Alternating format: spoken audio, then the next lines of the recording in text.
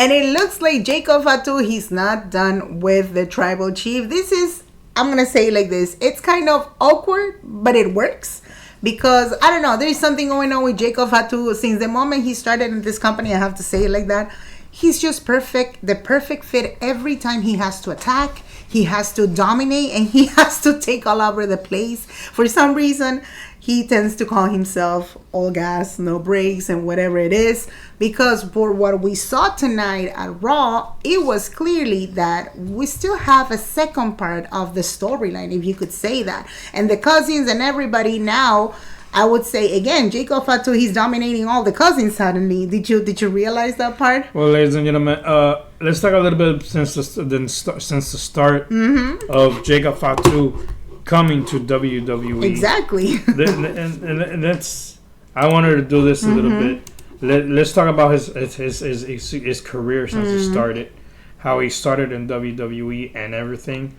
Give me just 1 second here. Look at his storyline right here.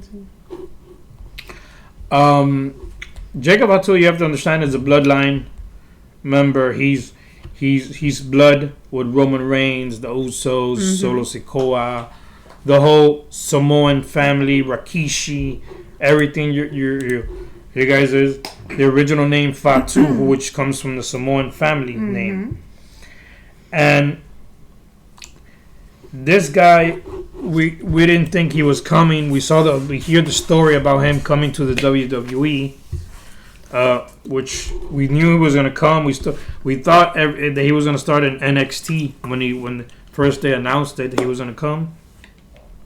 Never did. He came straight to the main roster. He's 34 years old right now. So his real name is Jacob Fatu. That's his real name. So he started in MFW, HOH, GCW, and then came to WWE in 2024. So he's only been almost 2 years already with WWE. It's been 2 years, actually. He came in to join Solo Sikoa's team when they started off, and since he left the team, he's been, like they call him, the Samoan werewolf. And I guess to give him some momentum and to give him elevation, I would say, is to go against the biggest dog in the house, and that's Roman Reigns, which is the World Heavyweight Champion. Yep. Now, they made this match at Backlash for the title one-on-one. And unfortunately, Roman Reigns is still champion. But they're making the big storyline that Jacob Fatu wants to be in top. He's trying to protect his family. He needs the money. Now he says he's broke because he lost the match. Yeah. You know that's not true. We know still. it's not true. But he's a big guy. And he does a tremendous job as a wrestler. I like how he fights. He's 300 pounds. Oh, he's 6 feet 300. 1, 300 pounds. So he's the son of the Tongan kid they used to call him when he was in wrestling, his father. The father is the brother of Haku. So Haku had a main move called the Tongan Death Grip, which is to get you through the right here, through the neck or something. And he got it from his uncle, and that's how he started. He's never done this move before. He just started doing the move now. I guess they took it out right now. Yeah. And he started. And tonight with the storyline that Roman Reigns wants to come back and say, oh, you have to acknowledge me. Jacob Fatu, of course, is not going to happen. So they want to continue the storyline with this too coming up. And I say that if they do it, let's make a stipulation on it. Exactly. Let's put a steel cage or a street fight or something. Yeah. I don't think it's going to be a Saturday Night's main event. But it's nice to see it if it's going to be a clash in Italy. In Italy, yeah. It looks like now, again, we try to understand better what are the changes when it comes to check the time of pay-per-views. And we were checking in the media. First, in the media, they were saying, Twitter stuff and TikTok, whatever. Right. They were saying clearly, no, Roman Reigns is not supposed to be booked for Clash in Italy anytime, anything related with, Europe. Right. So apparently now on Twitter, they were actually putting, the figure, design, whatever for Clash in Italy. And it looks like they put the dates that Roman Reigns is going to be part of the shows, and he is actually booked for Italy. That means he's going to be part of it, and in this case, the only way to be part of it is going to be against Jacob Fatu, apparently. Correct. He has to be now. Mm-hmm. And I like now that you're saying that, we haven't seen CM Punk. Correct. So that means CM Punk is taking some time off now. Exactly. So it's time for Roman Reigns to be full-time and do what he has to do. Correct. And one of the things that we noticed too is like few times they tend to focus on that type of storylines. Probably is going to take 3 months or 4 months. And this could be the case of Jacob Fatu versus Roman Reigns. We have no idea if they really want to extend it only until Clash in Italy, or they probably are going to extend it much more, which it'll be kind of awkward, right?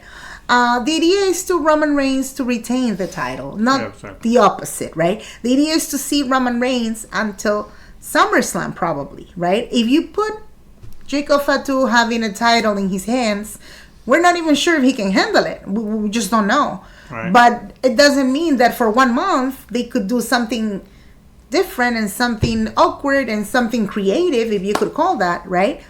Just to have the title for a month. And then, of course, a rematch. And then we continue again with Roman Reigns versus Jacob Fatu. And then he loses, right? Makes sense? And it looks like it's going to be really extended because we still have the Usos in the middle. And it's funny because it was funny. Today, at the end of the show, we saw it was just completely chaotic moment. And he was just attacking everybody's. He was on top. I mean, right? It makes sense. And you could tell the fans, they were chanting. They really wanted more. And they were saying, Fatu, Fatu. They were calling his name. I mean, it works, I guess. Right. How do you see it? No, of course. Everybody's gonna be liking this guy now. Exactly. Even though he's probably face now right now. I don't think he's heel. I think he's heel, actually. He's heel? Well, yeah, Roman Reigns is kind of, well, he's supposed to be face. Yeah, but I think is Jacob's doing the happy heel.